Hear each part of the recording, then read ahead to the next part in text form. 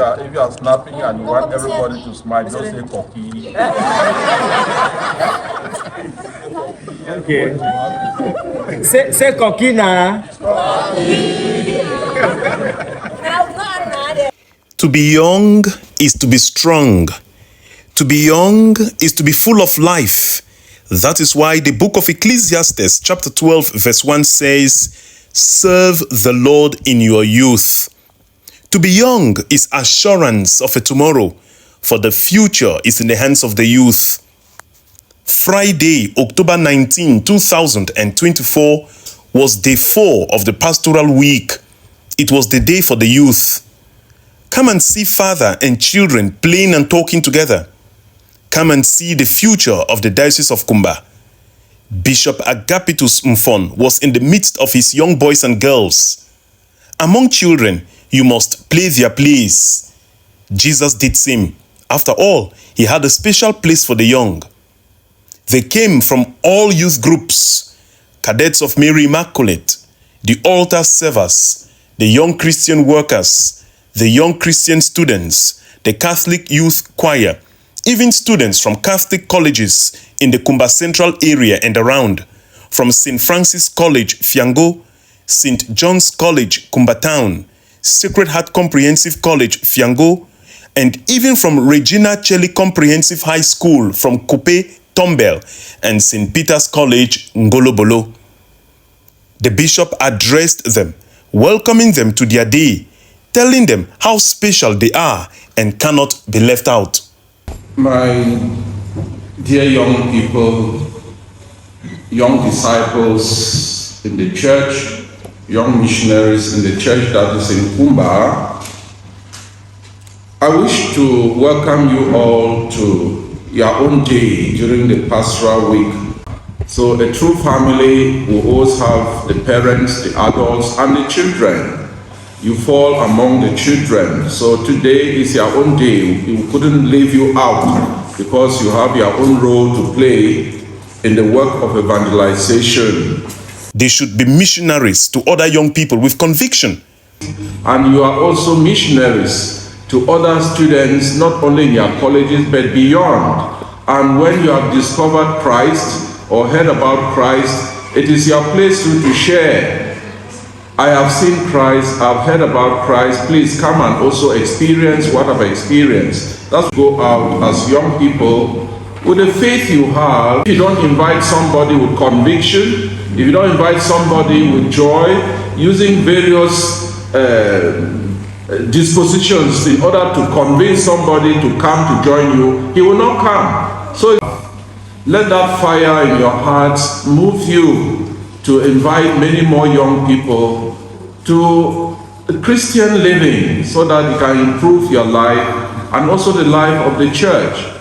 He gave a special welcome to the students, especially those from Tombel and Ngolobolo. The students that are here, especially the ones of St. Peter the Ngolobolo, when they came out, they looked very elitist, and I started asking, who are these students? And let them stand up, let's clap for them. Yes. So he urged the young people to be active and involved in their small Christian communities.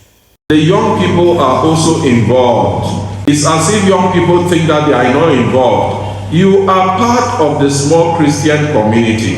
If you are part of the household, you are part of the community, and you are part of the small Christian community. So I'm pleading with you and I exhort you to actually join them. Just as we cannot have a family without children, so too they are important and they are the hope, the future of tomorrow.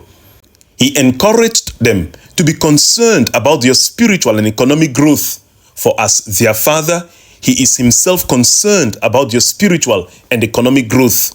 For that reason, he had provided some funds to support their economic activities. Special in the eyes of God, God calls you by name. He has a vocation for each and every one of you. So a Christian or a young person who is a good Catholic Christian must go attend Mass and must receive the sacraments. I supported with some ice cream machines, to help you at least to gain something, and I think it is functioning. He begged them not to be led by erroneous doctrines, not to be discouraged nor tired in doing what is right. You won't be a bed of roses. You have challenges, you have difficulties. Some people will laugh at you as young people. When they laugh at you, don't get discouraged. Even Jesus Christ was laughed at. Even Jesus Christ was ridiculed. But he kept resolutely to do the will of his Father. So my dear young people, don't get discouraged. When you have discovered what is good, do what is good. Don't be influenced, and don't do things because everybody is doing it. Do it because it is right, because it is good. Don't do it because every other person is doing it. It's not every other person that is the standard. The bishop concluded, making a special appeal to the young people that they could answer God's call to the religious life and to the sacred priesthood. There is also the special vocation to the priesthood and to the religious life. But this year, Kumbo has 28, Bamenda 28, Kumba 3, Mafe 3, and this boy have tried, they have 12. So I'm wondering, with all of these wonderful, beautiful, handsome young people, vibrant, what is happening? You don't want to answer to that call of God. He also needs special missionaries, not only the general missionary work that we have, but also those with special vocation like the priesthood. What is happening? It's an appeal I'm making. Think about it, my dear young people. So thank you for coming, and I wish you the best in your deliberations during this meeting. After the bishop's address, in a typical Android style particular to the young people, the message of the Holy Father was analyzed and made applicable to their lives by Reverend Father Joseph Suganong and Reverend Father Emmanuel Ndode Njie. As you would expect, the youth asked many questions, very many questions, feeling free with their father and talking heart to heart.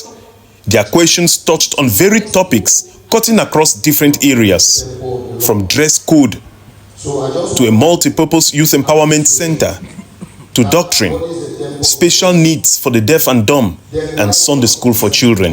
To all of these questions, the bishop had a response that was satisfying to the young people. We are not supposed actually to be separating groups, because when we pray together with the children, they also learn something from the mass. And as you rightly said, instead of having a Sunday school, I will prefer that we have a mass for children. Let children come and the priest prepares himself. Let the children be the one to read the readings. They may not have a choir as such, but the priest may teach them how to sing. Their own way of singing, their ways of making children involved in the liturgy. And I don't like the idea of Sunday school because they need to see what is happening as a praying community in the worshiping community. There will be a time that we'll have to send 1 or 2 seminarians to this school for those with special needs. There is one in Morning Star in Bamenda, where they can learn the signing and all that. You need to learn signing to speak, to communicate with the others. We'll have to train some of our seminarians so that eventually, if they are priests, yes, they can also, when they preach, they can also give a summary by the signing and all that. It's a very good point to bring up. If we are going out to invite,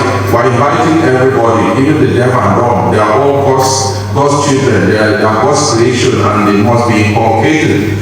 This now is a good challenge which I'm throwing to you. If there is one boy or one girl in this diocese who would like to go to learn the sign language, I would prefer to train so that you can learn. You cannot have occasions in the diocese, you will opt. The way we talk and treat others when they are coming to church. Because somebody may come poorly dressed at the door of the church, then you just say, look, you are not well dressed, you will not enter. Go back, and some people go and never come back. Yes, but I'm not saying that we should not do that work. the signs, as you should rightly put, if you can put the type of dressing, put X and a tick and all those things, if you can do it, there are young people here who can draw very well. If you can do it and put it, just as we have those phones that they have put sign of no phone and they put a cross on it when you are entering the church, it will be wonderful. But if in church you see somebody operating the phone and you go to take it, it may cause a row and disturb the liturgy. That's what I think. If not, we may disrupt the liturgy and you may create a problem between you and the person outside mass, which may be carried on into the portal and all those things. We should try to avoid some of those. The effects may be more than what we want to achieve. Why not, if you see your friend from the quarter, you have small Christian community going to mass and poorly dressed, it is your place to say, no, my sister, no, my brother, this type of dressing should not come out of it from this compound, go back and change. It was not only a day to talk, it was also a day to play. Come and see them around their father, feeling free, and some struggling to seize the opportunity to have pictures with him. They had never come this close. Actually, I've learned a lot from what our bishop has said, and I really appreciate the fact that he could call us and make a day for us, the youth, to listen to our own cries and petitions leveled to him. And we thank him for listening to us, and we believe and we trust that all what we have given, our suggestions, will be put into considerations, and we believe our youth federation will be better than last year and other years. Firstly, I would like to thank the Lord Bishop for this opportunity. Personally, it's my first time attending, and I would say I'm rich. It has taught me a lot. I've learned from the presentations, I've learned from the suggestions given by other youths, the problems they are facing, and possible solutions to them. It has really been of much help to me, and I've also learned that I have to go out there and evangelize more. I would really like to thank the bishop. It's been wonderful. I've enjoyed every part of it, and I'm hoping that in future more youths learn more about it and they join us so that together we can build a beautiful Christian community. It has been a great one because we have got to know a lot of things about the church, about the way the church wants us to go. Secondly, I can say as students, it has strengthened our faith and belief, and I'm rest assured that after this encounter, we'll be students with example. We'll not only talk, but we'll lead by example. We'll go and invite everyone to the banquet.